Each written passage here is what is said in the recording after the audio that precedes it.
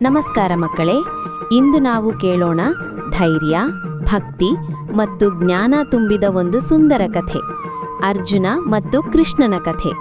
ಭಗವದ್ಗೀತೆಯ 12ನೇ ಅಧ್ಯಾಯ. ಇಲ್ಲಿ ಶ್ರೀಕೃಷ್ಣನು ಅರ್ಜುನನಿಗೆ ಭಕ್ತಿಯ ಸಿಹಿ ದಾರಿ ಬಗ್ಗೆ ಹೇಳಿದರು. ಕುರುಕ್ಷೇತ್ರದ ಯುದ್ಧಭೂಮಿಯಲ್ಲಿ ಅರ್ಜುನ ಈಗ ದೇವರ ವಿಶ್ವರೂಪ ನೋಡಿದ್ದ. ಅವನು ಆಶ್ಚರ್ಯದಿಂದ ಕೃಷ್ಣನತ್ತ ನೋಡಿದ. ಕೃಷ್ಣ, ನಿನ್ನಷ್ಟು ದೊಡ್ಡ ದೇವರನ್ನು ಹೇಗೆ ಪೂಜಿಸಬೇಕು? ಕಷ್ಟವಾದ ಧ್ಯಾನ ಮಾಡಬೇಕಾ? ದೊಡ್ಡ ಯಜ್ಞ ಮಾಡಬೇಕಾ? ಅವನ ಪಕ್ಕದಲ್ಲಿದ್ದ ಶ್ರೀಕೃಷ್ಣ ಮೃದುವಾಗಿ ನಗಿದರು. ಅರ್ಜುನ, ದೇವರಿಗೆ ದೊಡ್ಡದು ಬೇಡ, ಪ್ರೀತಿ ಸಾಕು. ಅಧ್ಯಾಯ 12. ಭಕ್ತಿಯ ಸಿಹಿದಾರಿ. 1. ಭಕ್ತಿ ಎಂದರೆ ಏನು? ಕೃಷ್ಣ ಹೇಳಿದರು. ಭಕ್ತಿ ಎಂದರೆ ಪ್ರೀತಿ ಪ್ಲಸ್ ನಂಬಿಕೆ ಪ್ಲಸ್ ಒಳ್ಳೆಯ ಮನಸ್ಸು. ದೇವರನ್ನು ಸ್ನೇಹಿತನಂತೆ ಪ್ರೀತಿಸುವುದು, ಅವನ ಮೇಲೆ ವಿಶ್ವಾಸವಿಡುವುದು, ಒಳ್ಳೆಯ ಕೆಲಸ ಮಾಡುವುದು, ಇದೇ ಭಕ್ತಿ. ಅರ್ಜುನ ಸಂತೋಷಪಟ್ಟ. ಅಯ್ಯೋ, ಇಷ್ಟು ಸುಲಭವಾ? 2 ರೀತಿಯ ಪೂಜೆ. ಕೃಷ್ಣ ಹೇಳಿದರು. ರೂಪದ ದೇವರನ್ನು ಪೂಜಿಸುವುದು, ಮೂರ್ತಿ, ಚಿತ್ರ. ರೂಪವಿಲ್ಲದ ದೇವರನ್ನು ಧ್ಯಾನಿಸುವುದು. 2 ಒಳ್ಳೆಯದು. ಆದರೆ ಮಕ್ಕಳಿಗೆ, ಸಾಮಾನ್ಯ ಜನರಿಗೆ ಪ್ರೀತಿಯಿಂದ ಪೂಜೆ ಮಾಡೋದು ಸುಲಭ. 3. ದೇವರಿಗೆ ಏನು ಇಷ್ಟ?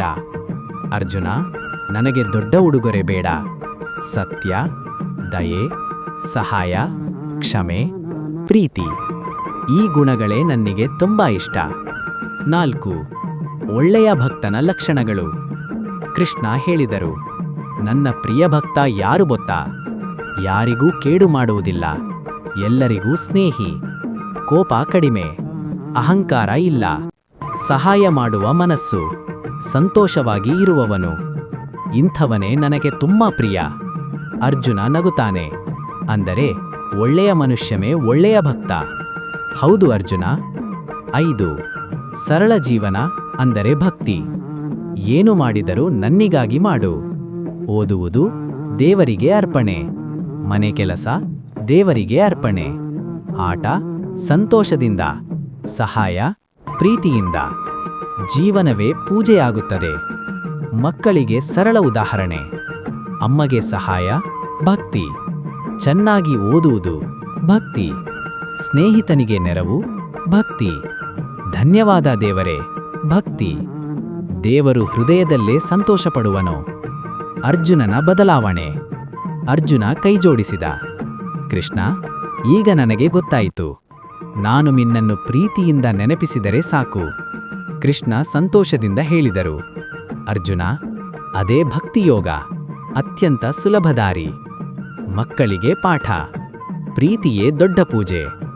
ಒಳ್ಳೆಯವನಾಗಿರು, ಎಲ್ಲರಿಗೂ ಸಹಾಯ ಮಾಡು, ಕೋಪ ಕಡಿಮೆ ಮಾಡು, ದೇವರನ್ನು ಸ್ನೇಹಿತನಂತೆ ಪ್ರೀತಿಸು. ಚಿಕ್ಕ ಸಾಲು. ದೇವರನ್ನು ಪ್ರೀತಿಸುವ ಹೃದಯವೇ ದೇವಸ್ಥಾನ. ಈ ಕಥೆ ನಿಮಗೆ ಇಷ್ಟವಾದರೆ ಲೈಕ್ ಮಾಡಿ, ಶೇರ್ ಮಾಡಿ, ಸಬ್ಸ್ಕ್ರೈಬ್ ಮಾಡಿ. ಮತ್ತೆ ಭೇಟಿಯಾಗೋಣ ಮತ್ತೊಂದು ಸುಂದರ ಕಥೆಯೊಂದಿಗೆ. ನಮಸ್ಕಾರ.